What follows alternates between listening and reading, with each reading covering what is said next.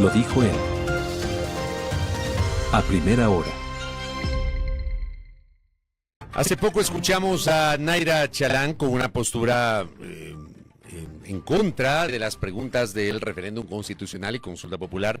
En atención a que la campaña oficial comienza mañana, pero evidentemente ya se hacen vocerías en torno a lo que tiene que ver con el pronunciamiento popular que se expresará en las urnas el próximo 16 de noviembre.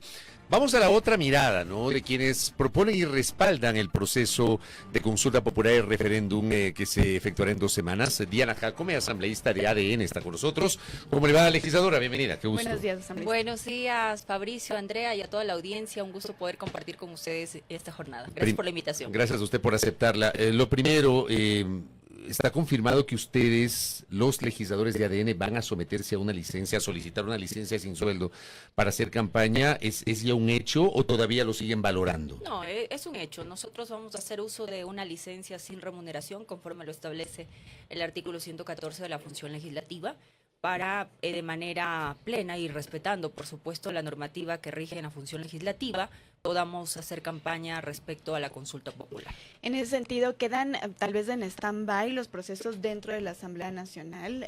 Digamos, esta decisión, ¿por qué se da? Bueno, porque nosotros queremos ser parte de este proceso también, pero siempre respetando la norma que rige a la Asamblea Nacional y a quienes integramos esta función.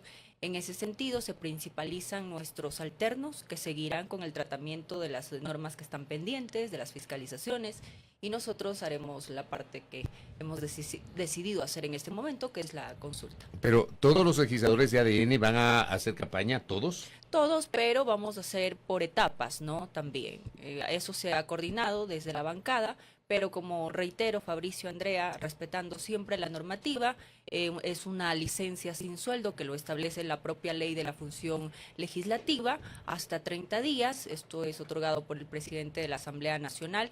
Entonces quienes asumirán nuestro cargo serán nuestros suplentes, pues están facultados para ello. Pero por ejemplo hay casos, obviamente no es el suyo, usted es presidenta y usted la reemplazará el vicepresidente en la Comisión Legislativa de Transparencia, pero hay casos en los cuales presidencia y vicepresidencia pertenecen a ADN, y si no está ni presidente y vicepresidente no hay quien los reemplace, porque los alternos no pueden ocupar las presidencias. ¿Qué va a pasar en esas comisiones? Bueno, nosotros, como menciono, subirán nuestros alternos, asumirán el cargo nuestros alternos, tendrán que convocar a comisión o no, eso ya depende de cómo se vaya desarrollando la agenda legislativa. En este caso, nosotros vamos a ser siempre respetuosos con lo que dice la norma. Yo no he conversado aún con nuestro vicepresidente de comisión, pero le puedo decir que estamos trabajando diariamente en que esté todo al día, en que podamos sacar dentro de los plazos los proyectos de ley que tenemos en nuestra comisión y así también los procesos de fiscalización. Nos dice que será por etapas, es decir, una semana habrá tal vez un bloque de asambleístas que pida licencia de la siguiente otra. Así es, así es. Mire, lo que se ha establecido de alguna manera es que un bloque salga una semana. Mire, para muchos también es una campaña muy corta, ¿no? Entonces, eso va a tratar también de evitar que la Asamblea pues no continúe en sus actividades. Por lo tanto, los alternos asumirán, un grupo de asambleístas principales saldrá una semana, el otro grupo otra semana, y así nos vamos a ir alternando, pero el trabajo continúa. De alguna manera no se está forzando una interpretación legal al anunciar una licencia para hacer campaña cuando el Código de la Democracia no establece este tipo de licencias, porque ustedes no son candidatos, tampoco son los proponentes. El proponente es el presidente de la República y se entiende que él deberá pedir una licencia, pero no en el caso de los legisladores. No hay de alguna manera no se podría interpretar que se está estirando la norma, Diana. No, porque el artículo 114 de la Ley Orgánica de la Función Legislativa es clara al indicar que el asambleísta puede solicitar licencias sin remuneración para dedicarse pues a una actividad. En este caso es apoyar a la consulta popular, y eso es totalmente legítimo, y bajo esa figura nosotros estamos solicitando a partir del 1 cierto grupo la licencia sin remuneración. Nosotros no vamos a percibir remuneración alguna, que quede claro con eso, y asumirían nuestros alternos, reitero. ¿Cabe pedir licencia cuando hay una serie de urgencias que tiene el país y que requiere que las instituciones trabajen con todo su vigor y su energía? Y me refiero, por ejemplo, en este caso a la función legislativa. Miren, no va a quedar abandonada, en eso quiero reiterar. Sí, sí, me queda claro que van en los alternos, pero a ver, una cosa son los alternos sin desmerecerlos, ¿no? Y otra cosa son los principales, que obviamente están permanentemente involucrados en la dinámica legislativa. ¿Esto no supone priorizar la campaña por encima de otro tipo de urgencias que desde la legislatura se pueden asumir, asambleísta? A ver, Fabricio, yo entiendo lo que usted me trata de mencionar, ¿no? Pero también es urgente que la ciudadanía pueda ser parte de este proceso de manera informada.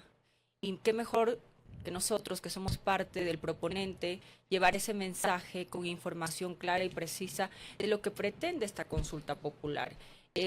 Las situaciones que enfrenta el Ecuador son difíciles, son problemas estructurales y coyunturales que requieren ser abordados por mecanismos como esta consulta popular. Para nosotros va a ser importante el trabajo que realicemos en territorio con los ciudadanos para poder llevar ese mensaje claro. Aquí no se está alterando nada, simplemente informar a la ciudadanía de la conveniencia o no de este tipo de preguntas que se ha establecido. Al final del día será el ciudadano quien decida, pues, tomar la decisión que mejor considere sobre las 4 preguntas que se establecen en esta consulta popular. En ese sentido, hay una prioridad, sí la hay, y es que la ciudadanía esté informada, que la ciudadanía comprenda el alcance de este proceso que se viene el 16 de noviembre. ¿Ustedes tienen ya conocimiento si el presidente Daniel Noboa va a tomar la licencia? El día de ayer la presidenta del Consejo Nacional Electoral ha dicho que tiene que hacerlo. Bueno, él tendrá que tomar la decisión conforme a la normativa y pues hará lo que corresponda. Nosotros en nuestro caso, reitero, haremos también el uso de nuestra licencia sin remuneración. Pero no saben ustedes si el presidente va a tomar la licencia. Bueno, debería, lo hará, eso ya depende del señor presidente conforme lo establece la norma. Pero están conscientes de que el presidente tiene que someterse a una licencia para hacer campaña. La licencia está ahí y yo creo que va a ser importante, por supuesto, la presencia del primer mandatario en todas las provincias del país. Lo que pasa es que el presidente no tomó licencia en enero, eso también hay que recordar. Por eso tal vez las dudas al día de hoy si el presidente va o no a acogerse a la licencia obligatoria para hacer campaña. Bueno, la norma es clara y el señor presidente tomará la decisión. Yo respondo por mis actos y el artículo 114 me establece a mí como asambleísta tomar la licencia sin remuneración. En el caso del presidente siendo el proponente, ¿usted coincide en que tiene que someterse a una licencia para participar? Bueno, tomará la licencia para recorrer el país y seguir informando sobre la importancia de esta consulta, por supuesto. Le insisto, entonces sí debe tomar licencia el presidente. Si la norma lo establece, por supuesto. ¿Y por qué no lo hizo en enero, Diana? Eso es una responsabilidad del primer mandatario, no es una responsabilidad de Diana Jacome. Yo respondo por mis actos. Claro, pero lo que sí quiero decir, pero lo que sí quiero decir, Fabricio y Andrea, es que nosotros vamos a trabajar en estos días para informar a los ciudadanos. Eso para nosotros es importante. Yo creo que invito a todos los ecuatorianos a tomarse unos minutos de su tiempo en familia, para poder analizar cada una de las preguntas. Es necesario. En este momento el país lleva un proceso importante, creo que es un paso histórico el que vamos a vivir. Recordar que pasar de una constitución del 2008 a una constitución nueva, una constitución que tiene que estar a la par con las circunstancias y dinámica que vive el país y el mundo, es necesario en este momento. Así que las preguntas que pues están ya para conocimiento de la ciudadanía, es necesario que cada uno lo analice, ¿no? Y vaya a ejercer su derecho constitucional al voto de manera informada y responsable. Hay algo que a mí, y lo he expresado públicamente, asambleísta, a mí me hace un ruido tremendo, y es el hecho de que yo entiendo que el derrotero que busca el presidente Noboa es ganar la consulta popular para ir a una asamblea constituyente, porque ha planteado la necesidad de redactar una nueva constitución, ha esbozado algunos detalles muy generales de lo que él quisiera en la nueva constitución, siendo 80 artículos, ha dicho no se tocan los derechos de la naturaleza, pero no ha profundizado. ¿No le parece a usted que el señor presidente, siendo el proponente y el que busca la redacción de una nueva constitución, le cuente al país cuál es la propuesta que él tiene de nueva constitución, asambleísta Jacome? Mire, yo creo que los estatutos también son muy claros en el decreto 153 que emitió el señor presidente, en el que se establece cuál es la dinámica precisamente de esta asamblea constituyente. Usted sabe que será conformado por 80 asambleístas. El presidente pues ha mencionado también que sea una constitución de 180 artículos, a diferencia de la actual que tenemos, ¿no?, que ya no está acorde a la realidad de los ecuatorianos, pero precisamente en el estatuto se habla sobre las mesas de trabajo. Una de ellas es Derecho y Garantías Fundamentales, Organización y Funciones del Estado.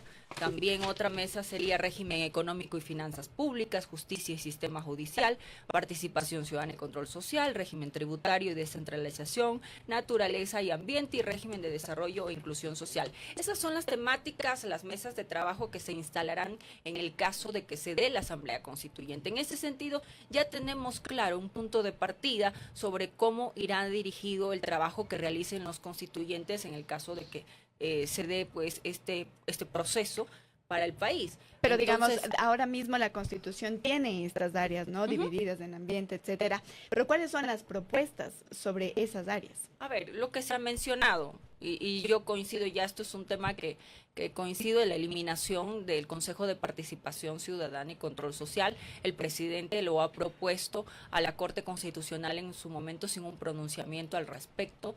También el uso indebido de las garantías jurisdiccionales, que ha sido mal utilizado incluso por políticos para burlarse de la justicia. Yo creo que ahí hay que hacer también un trabajo muy profundo sobre el tema de las garantías constitucionales.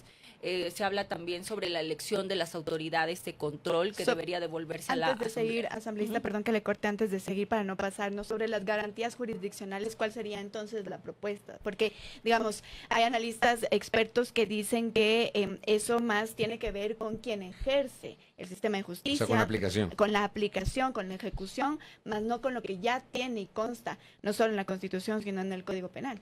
Sí, pero al momento de crearse o elaborarse una nueva constitución, que es la norma suprema que rige sobre las demás leyes de nuestro país, sin duda alguna deberán hacerse cambios. Recuerden que las garantías se encuentran establecidas en la Ley Orgánica de Garantías Constitucionales. En ese sentido, hacer un cambio ya en la Constitución sobre ello para que se evite ese abuso y exceso de la utilización de estas medidas. ¿Qué cambios, por Es ejemplo? importante. Mire, ¿cuántas personas han utilizado una garantía constitucional? Hablemos de una acción de protección. El hecho se ejecuta en Pichincha y de repente ven los ríos la acción de protección presentada y ganaron. ¡Oh, sorpresa! Entonces, sí hay que hacer ciertos cambios profundos en la Constitución. Mayores derechos, sí, pero para quienes hacemos las cosas bien, para quienes trabajamos, como ustedes, como los ciudadanos que nos escuchan, no mayores derechos y garantías para aquellos que le hacen daño al país. Vemos delincuentes que el día de mañana son reincidentes y obtienen la libertad. Entonces, hay que hacer un trabajo profundo. Yo quiero decir... Pero eso no depende de la Constitución, Diana. Es decir, usted es abogada y usted lo sabe mejor que yo incluso. Por supuesto que depende de la depende de los Constitución. jueces. Pues, o sea, yo, Pero por si ejemplo, no he sido tienes un crítico de que hay marco jueces que, por normativo, ejemplo, no puedes para ciertos ejecutarlo. delincuentes o para ciertas personas les disponen medidas de prisión y para otros les dan medidas alternativas a la prisión. Y resulta que hay un carrusel, el argumento que el parte de la policía está mal hecho, que la fiscalía no pide, que el juez no sé qué. Me parece a mí que el problema no es la norma, sino la aplicación de la norma por parte de los operadores de justicia. Pero es un tema profundo, Fabricio. Yo coincido con usted. A ver, esto no solamente depende de un cambio en la Constitución, es un cambio profundo. Al cambiarse la Constitución también habrá que hacerse reformas en los códigos, en nuestras leyes. La norma suprema rige sobre el ordenamiento jurídico, pero en ese sentido yo quiero decirle, lo que queremos hacer es precisamente crear un sistema con mayores controles, donde evitemos actos de corrupción, donde mañana el delincuente, el líder del cártel o el líder de estos GDOs sale al día siguiente después de un gran operativo de la Policía Nacional donde arriesgan la vida a nuestros policías y militares. Entonces, este es un trabajo conjunto. Yo no estoy diciendo que ya con la Constitución se soluciona 100% la vida de los ecuatorianos, pero este es el primer paso para hacer cambios profundos en nuestra normativa, incluyendo el Código Orgánico Integral Penal, el Código de la Función Judicial. Aquí es un cambio estructural, es refundar el Estado. En ese sentido, la norma suprema es quien da las directrices para el funcionamiento de los otros códigos, de las otras leyes, reglamentos que rigen en nuestro Estado. Entonces, yo sé que eso es un poco complejo entender la dinámica que hoy estamos planteando, pero es necesaria para hacer cambios que hoy necesitamos. ¿Tienen ustedes como ADN un proyecto? A ver, el presidente ha dicho que necesitamos una constitución para atraer las inversiones, etcétera. Pero, por ejemplo, la constitución del 98 era una constitución que promovía la economía de libre mercado. La constitución del 2008, una economía popular y solidaria. ¿Tenemos claridad sobre qué constitución o qué modelo económico en la constitución quiere ADN? Bueno, Sobre la parte económica. Bueno, lo que todos quisiéramos es mayor inversión en nuestro país, que existe esa libertad y que el Estado no sea una empresa con fracaso, porque así ha sido muchísimas veces y lo hemos visto con empresas públicas cerradas, con empresas públicas que no han tenido éxito y hasta ahora vemos trabajadores luchando por sus derechos. En ese sentido, la libertad de inversión con controles, por supuesto, respetando la normativa, siempre va a ser importante, porque si usted permite inversión en nuestro país, sea esta nacional o extranjera, lógico que eso genera y se traslada a mayores plazas de empleo. ¿Cómo hacerlo o qué cambiar? Porque ahora mismo está permitida la inversión extranjera. Mire, en sectores estratégicos hay limitantes. Pero digamos, existe inversión Pero extranjera. por supuesto, cuando existen reglas claras, cuando existe confianza en un Estado, cuando las cosas se hacen bien y se está trabajando en ello, yo voy a responder en lo que me compete, en la función legislativa. Nosotros estamos trabajando. Lo que no queremos es que ese trabajo que realizamos dentro de la función legislativa se vea empañado por un colegislador que nos tumba las leyes. Entonces, yo sí creo importante y necesario en este momento que vive el país tener una nueva constitución. Pero digamos, para poder sobre los cambiar. cambios de la inversión que estamos hablando, ¿verdad? ¿Cuál es la propuesta? Bueno, la propuesta es permitir libre inversión con control, por supuesto, pero respetando las normas de nuestro país. Pero no cambiaría, digamos, tanto de lo que ya existe. Hay en la una de las Constitución. mesas de trabajo que se establece en el estatuto del decreto 153 que emitió el presidente, se establecen estas mesas de trabajo que manejarán el tema económico. Entonces, mire, la libertad de inversión, la oportunidad de que vengan empresas a nuestro país, con reglas claras, con normativa clara. En ese sentido, si existe una nueva constitución, también tendrán que modificarse ciertas leyes que permitan un impacto económico en nuestro país y que la inversión también genere esa oportunidad de mayores plazas de trabajo.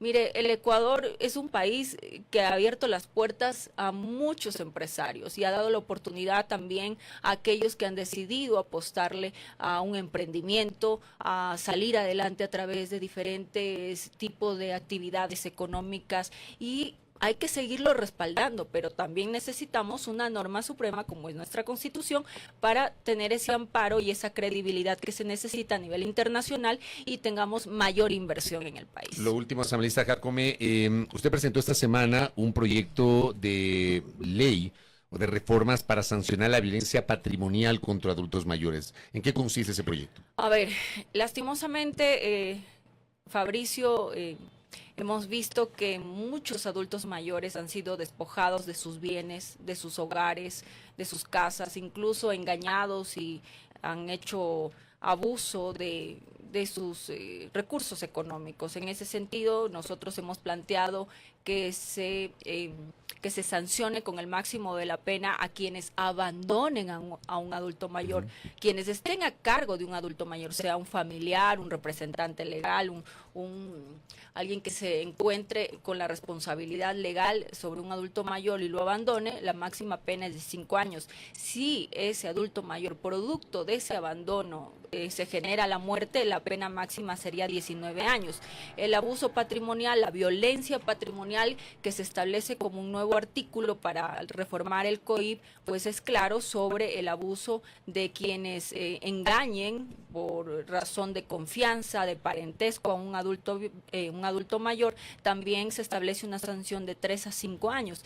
En ese sentido, no existía... Pero son reformas al Código Penal. Al Código Orgánico Integral Penal, no existía este tipo de figura legal legal, que es la violencia patrimonial en adultos mayores, ni tampoco existía esta posibilidad de una sanción drástica a quienes abandonen a un adulto mayor, y también se plantea que exista agilidad inmediata y la otorgación de medidas de protección de manera inmediata por parte del sistema de justicia. Eso es lo que estamos planteando. Es importante lo que queremos hacer para nuestros adultos mayores, siempre tutelar sus derechos y velar por ellos. Yo creo que han dado mucho por el país y es necesario siempre darles también un respaldo de quienes estamos en el legislativo con una protección especial como es nuestras leyes, haciendo cambios donde se deba hacer.